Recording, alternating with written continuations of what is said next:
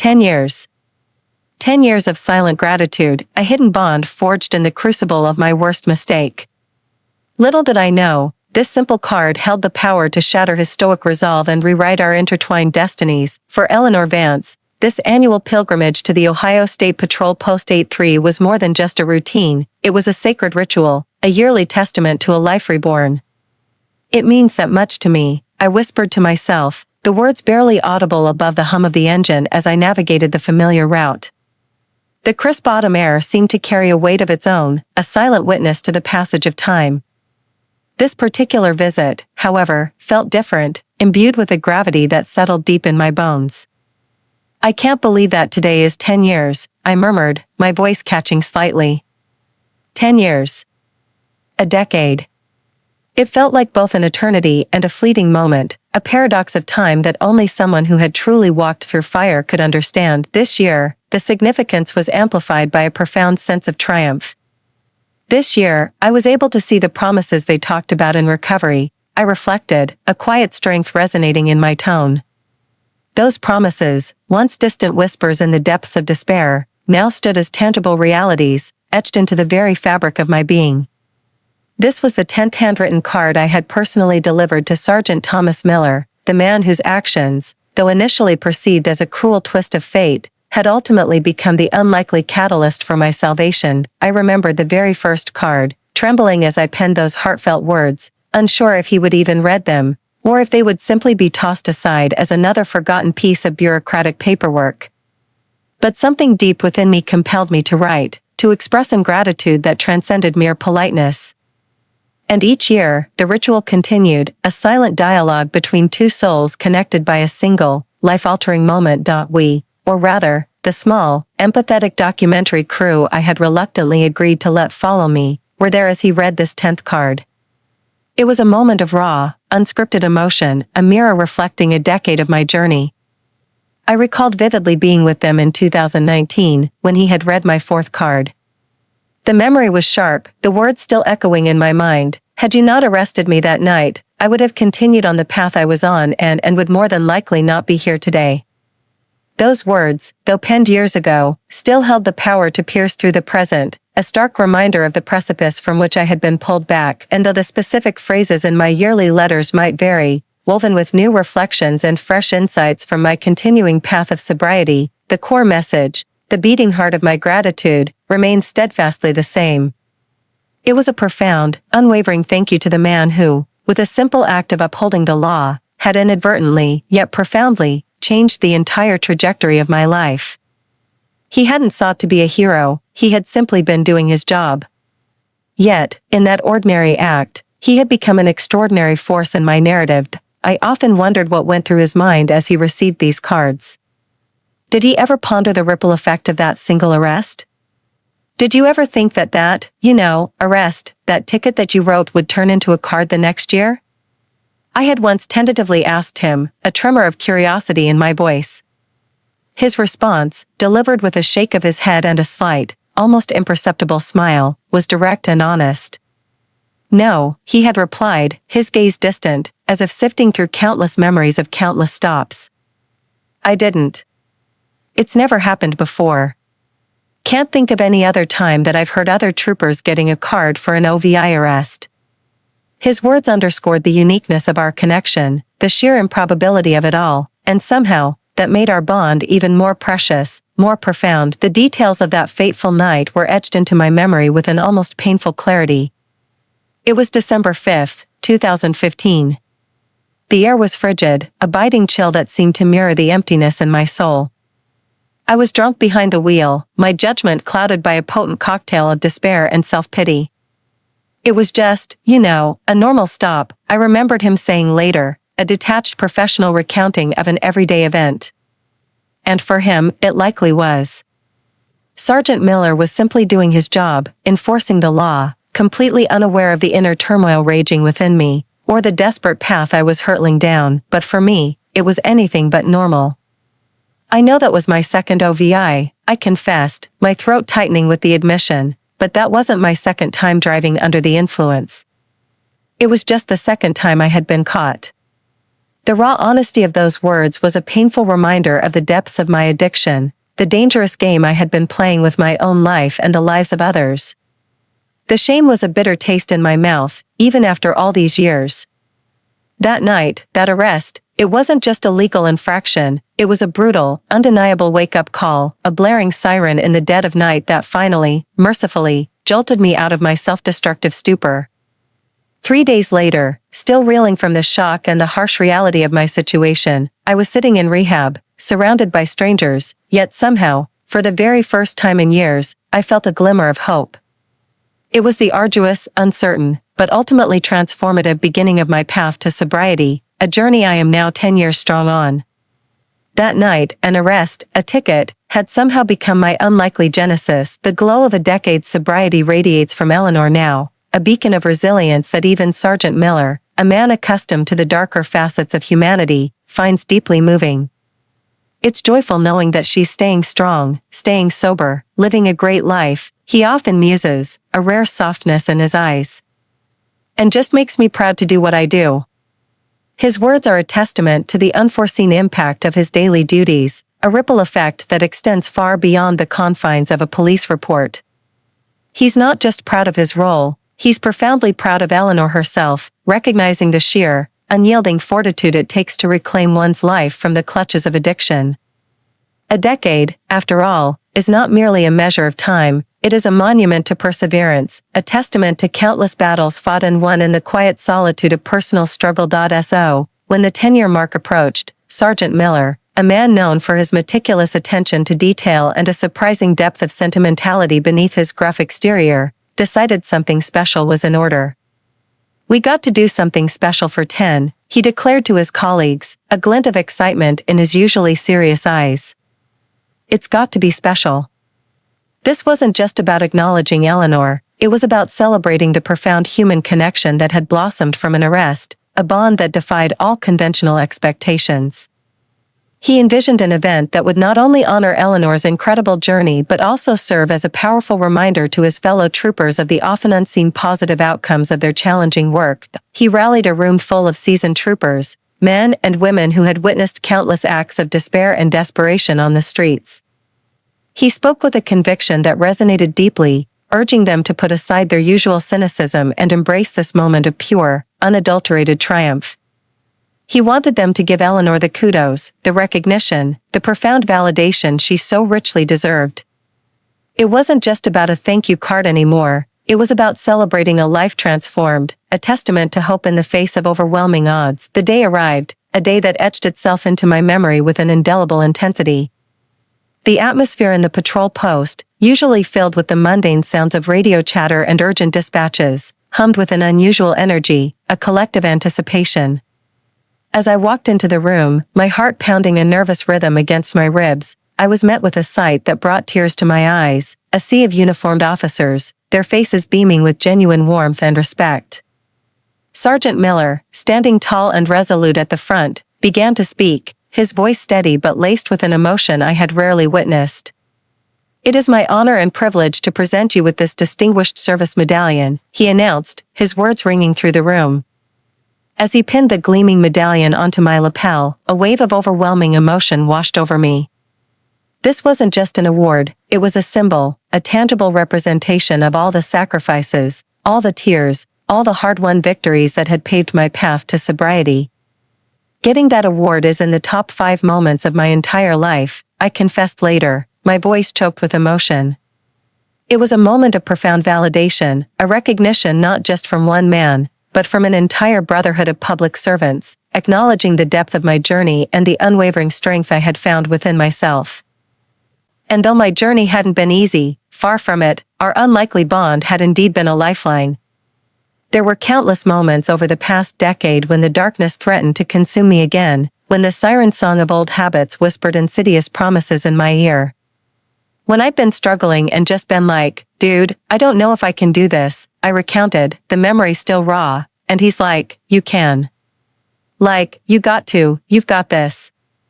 His words, delivered with a quiet conviction, were never preachy or judgmental. They were simply a steady anchor in the storm, a powerful reminder that I wasn't alone, that someone, somewhere, believed in my ability to persevere, even when I doubted it myself. Our reconnecting that day, surrounded by the very people who embodied the authority that had once brought me to my knees, felt like a full-circle moment, a powerful testament to redemption. It was a beautiful, poignant echo of the place where it had all begun, a patrol post, an officer, and a woman lost in the throes of addiction. Now, 10 years later, that same woman stood tall, embraced, and celebrated. "Thank you for all your continued support, Eleanor," he said, his hand resting gently on my shoulder, a gesture of camaraderie that transcended the professional boundaries that once defined us. Every card, every smile, every quiet word of encouragement had accumulated, building a bond that promised to last a lifetime. Then, with a playful glint in his eye, Sergeant Miller handed me a framed photo of the medallion presentation. "No way," I gasped, genuinely surprised by the thoughtful gesture. "Now, that's a display at the house. You can't put that on the car." He laughed, a warm, genuine sound that filled the room. "I can't put that on the car," I echoed, a wide smile spreading across my face, imagining it proudly displayed in my living room, a constant reminder of the incredible journey I had undertaken. It was a moment of pure, unadulterated joy, a perfect encapsulation of a decade of transformation, all unfolding in the quiet town of Lebanon. "Ah, that's awesome," I exclaimed, my heart overflowing with a gratitude that words could barely capture. It was more than awesome, it was a miracle, woven from an arrest, a card, and the unexpected kindness of a man simply doing his job. The initial shock of that night, the humiliation of handcuffs and the cold reality of a jail cell, was a bitter pill I thought I'd never swallow. But looking back, I realize now it was the medicine I desperately needed. My life had been spiraling, a relentless descent into a chasm of my own making, paved with poor choices and drowned in alcohol. That December 5, 2015, wasn't just an ordinary traffic stop for Sergeant Miller. For me, it was the terrifying, yet ultimately liberating, moment my world crashed and began to rebuild. I remember the flashing blue lights, the piercing stare of his eyes in my rearview mirror, a gaze that seemed to strip away all my pretense and expose the raw, desperate truth of my existence. "License and registration, please, ma'am." His voice had been firm, unwavering, devoid of judgment, yet resonating with an authority that shook me to my core. I fumbled through my purse, my hands trembling uncontrollably, the stench of stale alcohol clinging to my clothes. Each movement felt clumsy, exaggerated, a caricature of normal human behavior. My mind raced, frantically searching for excuses, for a way out, but there was none. The truth was glaring, undeniable, reflecting in his calm, professional demeanor. I remember the breathalyzer, the cold, metallic taste in my mouth, the agonizing wait for the numbers to appear. When they did, they sealed my fate, confirming what I already knew. I was utterly, profoundly, legally drunk. "Eleanor Vance, you are under arrest for operating a vehicle while intoxicated," he had stated, his voice flat, emotionless, a stark contrast to the maelstrom of fear and shame raging within me. The click of the handcuffs was a sound that reverberates in my nightmares even now, a chilling echo of rock bottom. As he gently guided me into the back of his patrol car, the soft leather of the seat felt like a mockery, a plush comfort in the midst of my utter despair. I stared out the window, watching the familiar streets blur past, each streetlight a fleeting reminder of the life I was systematically destroying. The tears came then, hot and stinging, not just for the arrest, but for the decade of pain and bad decisions that had led me to this humiliating moment. The booking process was a blur of paperwork, fingerprints, and mugshots. I felt utterly dehumanized, stripped bare of all dignity, a mere statistic in the cold, unfeeling machinery of justice. Yet, even in that dark hour, a tiny, almost imperceptible seed of something new began to stir within me. It wasn't hope yet, not truly, but a flicker of self-awareness, a dawning realization that this abject misery, could not, must not, be my end point. 3 days later, still raw and bruised, I found myself walking through the doors of a rehabilitation center. The air inside was heavy with a mix of despair and an almost palpable, fragile hope. I saw faces etched with stories similar to my own, eyes that held the ghosts of past mistakes. It was terrifying, overwhelming, and yet, for the first time in what felt like an eternity, I didn't feel utterly alone. I was surrounded by fellow travelers on the arduous road to recovery, people who understood the silent agony, the crushing weight of addiction. The first few weeks were a brutal battle, a detox of both body and soul. The cravings were relentless, the emotional turmoil a chaotic storm within me. I wrestled with guilt, with anger, with a profound sense of loss for the person I once was. But slowly, painstakingly, with the guidance of compassionate counselors and the unwavering support of newfound friends, the storm began to subside. I learned about triggers, about coping mechanisms, about the insidious nature of my disease. I learned to face my demons, not with alcohol, but with honesty, vulnerability, and a newfound commitment to healing. It was during those early days of recovery that the idea of the thank you card first germinated. It wasn't about excusing my actions or diminishing the severity of my crime. Rather, it was about acknowledging the unexpected gift that Sergeant Miller had, unwittingly, bestowed upon me. He had been the instrument of my intervention, the catalyst that had forced me to confront the undeniable truth of my addiction. Without that arrest, without that stark moment of reckoning, I knew, with a chilling certainty, that I would have continued down that dark path, perhaps to an even more tragic end. The card became my way of externalizing that gratitude, of transforming a moment of shame into a symbol of profound thankfulness. And so, a tradition was born, a yearly pilgrimage, a tangible reminder of the life I had almost lost, and the life I was determined to live, one day, one year, one card at a time. It was my quiet promise to myself, and to the man who had pulled me back from the brink. The first card I wrote was a hesitant, almost fearful attempt to articulate the torrent of emotion swirling within me. My hand trembled as I carefully chose each word, acutely aware that this small piece of paper held the weight of my past and the fragile hope of my future. I didn't expect a response, or even an acknowledgement. It was a gesture purely for myself, a way to anchor my newfound sobriety in a tangible act of gratitude. I remember dropping it into the mailbox, a surge of both anxiety and relief washing over me as it disappeared from sight. It felt like releasing a secret into the universe, a silent prayer for redemption. The following year, as December 5th approached, a familiar urge stirred within me. It was time for the second card. This time, there was less hesitation, more conviction. Each year that passed, each card I wrote, felt like another rung on the ladder of my recovery, a testament to the strength I was slowly rebuilding. Sergeant Miller, a figure who had once represented stern authority and the consequence of my actions, slowly transformed in my mind into something else entirely, a guardian, an unwitting mentor, a pivot point in my life's narrative. I remember one year, perhaps my third or fourth card, when I poured out my heart about a particular struggle I was facing in my recovery. It was a moment of profound weakness, a relapse scare that had shaken me to my core. I questioned everything, doubted my ability to stay sober, and felt the crushing weight of past failures threatening to drag me back down. I wrote to him, not expecting advice, but simply needing to put my vulnerability into words, to acknowledge the raw, ongoing battle within. That card, I realized later, was not just about thanking him for the arrest, but about sharing the living, breathing reality of sobriety, its triumphs and its terrifying fragility. When I saw the documentary footage of him reading that very card years later, my heart ached with a bittersweet understanding. His expression, usually so composed, held a hint of quiet empathy, a subtle shift in his eyes that spoke volumes. He didn't know the full extent of my inner turmoil when he made that arrest, but he understood the gravity of the situation now, the profound impact his actions had wrought. To witness him, a man of law and order, connect so deeply with the human story behind a case number, was incredibly moving. It was then that I truly understood the depth of his compassion, the silent humanity that often underlies the most stoic professions. Over the decade, the cards became a chronological record of my transformation. Early cards spoke of raw gratitude for a second chance.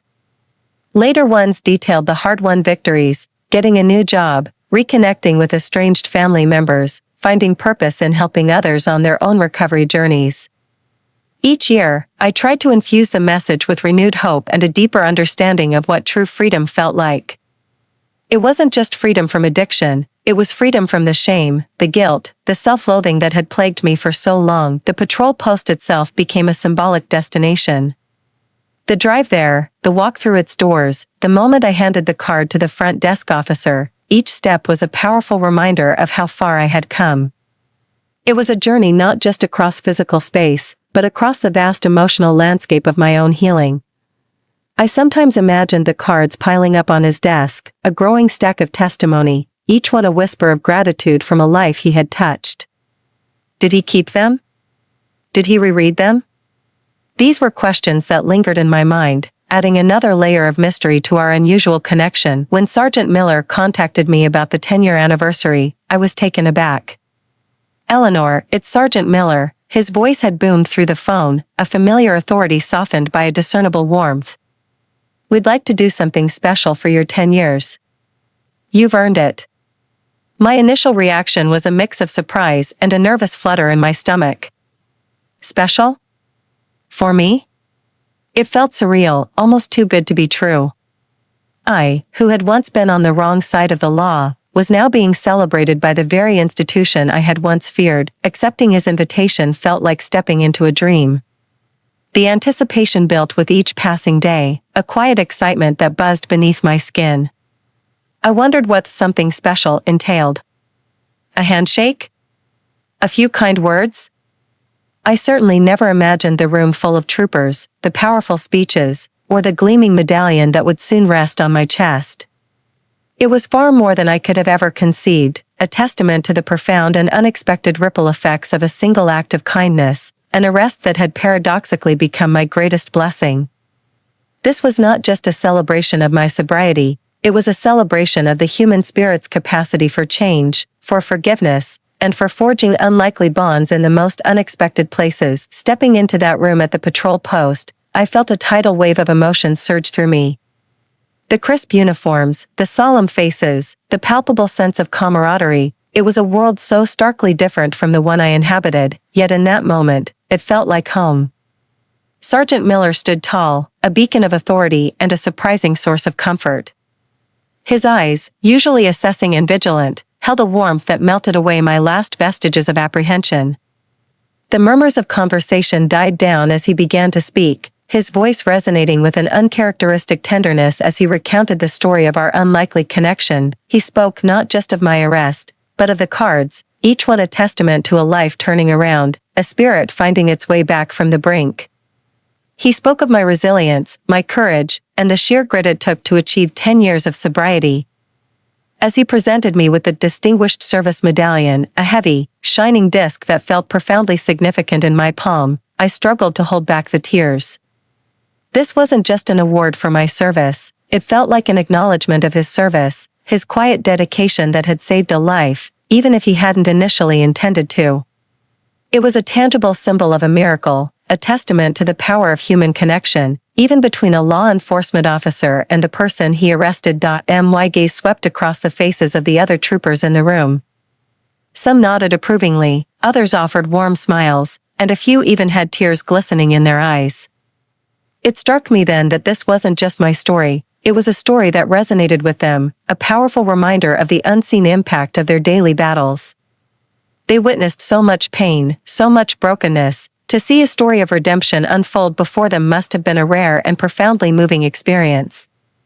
It was a shared moment of humanity, a breaking down of barriers between us and them, replaced by a collective understanding of struggle and triumph. The speeches that followed, from various officers, echoed Sergeant Miller's sentiments, each one adding another layer of depth to the narrative of my recovery. They spoke of the importance of intervention, the quiet heroism of showing up and doing the right thing, even when the outcome is uncertain. I felt a surge of profound gratitude, not just for them, but for the entire system that, in its own way, had facilitated my turning point. I, who had once harbored resentment and anger towards authority, now stood enveloped by its warmth and acceptance. As the ceremony concluded, I found myself in a quiet conversation with Sergeant Miller. He asked about my life, my plans, my hopes for the future. There was no judgment, only genuine interest and a quiet encouragement.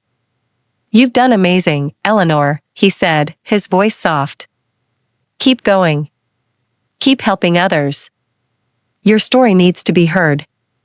His words, simple yet profound, resonated deep within me. He saw not just the person he arrested 10 years ago, but the woman I had become, strong, resilient, and dedicated to a life of purpose. I realized then that our bond wasn't just about the past, it was about the present and the future. He wasn't just an officer, he was a friend, a confidant, a steady presence who had, through an act of sheer professionalism, become an unexpected anchor in my life. The cards, the annual visits, had transformed from a personal ritual into a shared legacy, a narrative that transcended individual stories and spoke to a larger truth about empathy and human potential. The framed photograph of the medallion presentation became a prized possession, proudly displayed in my living room, just as he had suggested. Every time I looked at it, I saw not just the gleaming metal, but the faces of the troopers, the genuine smile on Sergeant Miller's face, and the undeniable truth of my own transformation.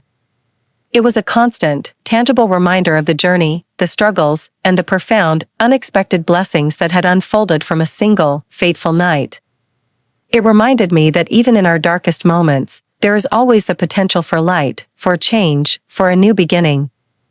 My story, once shrouded in shame and despair, had blossomed into a beacon of hope, thanks to an unexpected intervention and the quiet, unwavering compassion of a man simply doing his job.